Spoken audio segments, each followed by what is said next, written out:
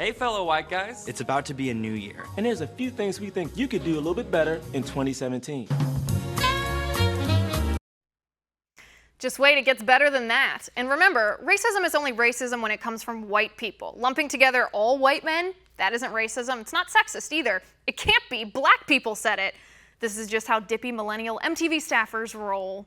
First off, try to recognize that America was never great for anyone who wasn't a white guy. Barack Obama is still our president, the first black American to be elected president. He won by historic margins. Now, I'm not a fan of the destruction he's caused to our economy or our foreign policy or our national unity, but we elected him, and that sounds pretty great to me. Oprah Winfrey, Tiger Woods, Beyonce, Colin Powell, Michael Jordan, Clarence Thomas, Kanye West. America isn't great for them? Can we all just agree that Black Lives Matter isn't the opposite of All Lives Matter? Black lives just matter. There's no need to overcomplicate it. Black lives do matter, so do white lives, so do cops' lives. It's the Black Lives Matter movement who yells, "Kill the pigs," and tries to set white people on fire. If you didn't do that, maybe we wouldn't need to stipulate that all lives do in fact matter. Also, Blue Lives Matter isn't a thing. Cops weren't born with blue skin. And that's why we need to say all lives matter, because you just said Blue Lives Matter isn't a thing. Learn what mansplaining is, and then stop doing it. Isn't that exactly what this video is? A condescending, patronizing explanation of how things should be? But since we're on this topic, I have a couple New Year's resolutions for you, you whiny bunch of liberal millennials. Resolution number 1, stop trying to make safe spaces, triggers, and microaggressions a thing.